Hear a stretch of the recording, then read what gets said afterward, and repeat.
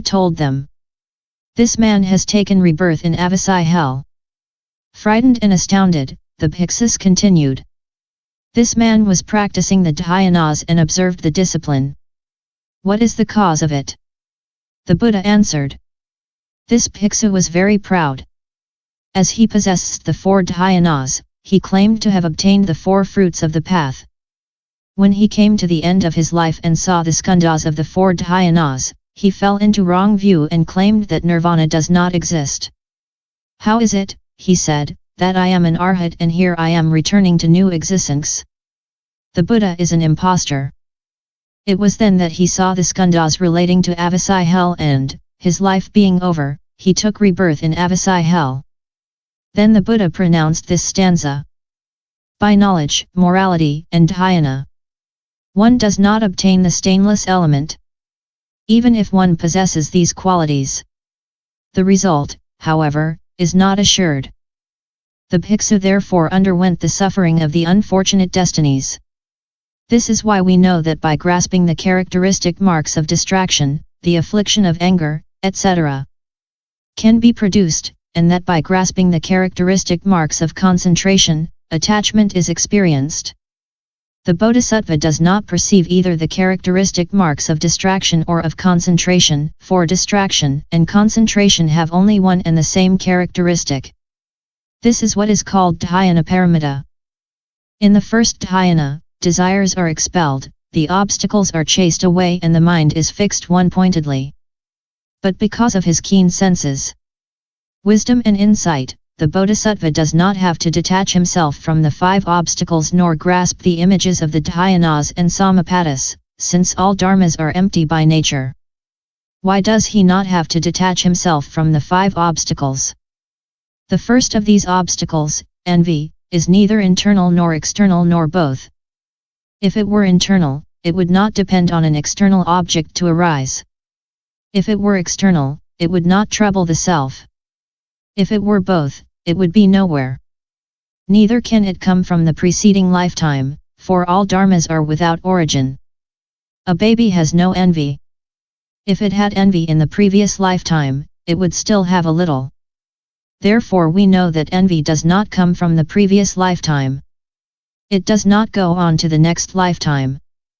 It does not come from the directions. It does not exist by itself eternally. It does not occur either in a part of the body or in the whole body or in both places at once. It does not come from the 5 sense objects and does not go to the 5 emotions. There is no place that it arises and no place that it perishes. It is wrong that envy has a previous, later or simultaneous birth. Why?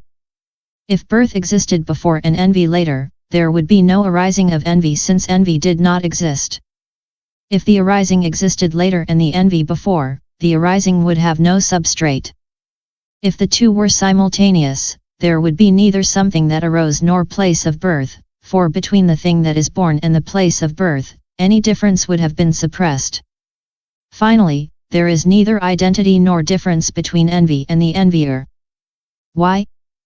Because the envier does not exist apart from the envy, and the envy does not exist outside of the envier. Therefore envy arises only from a complex of causes and conditions. Now, dharmas arisen from such a complex are empty of self-nature. Therefore there is neither identity nor difference between envy and envier. For all these reasons, the arising of envy is impossible. Dharmas that are without birth are also without cessation. As they are without birth or cessation, concentration and distraction do not exist. Thus we see that the obstacle of envy is one with the dhyana, and that it is the same for the other obstacles. In possession of the true nature of dharmas, we hold the 5 obstacles to be non-existent. We know then that the true nature of the obstacles is mingled with the true nature of the dhyanas and that the true nature of dhyana is the 5 desires, the 5 obstacles. The Bodhisattva knows that the 5 desires, the 5 obstacles, the dhyanas, and the samapattis have all the same nature and are without support. To enter concentration in this way is dhyana paramita. 13. Furthermore, by practicing the dhyana paramita, the Bodhisattva lends his support to the other 5 paramithas. This is Dhyana Paramita. 14.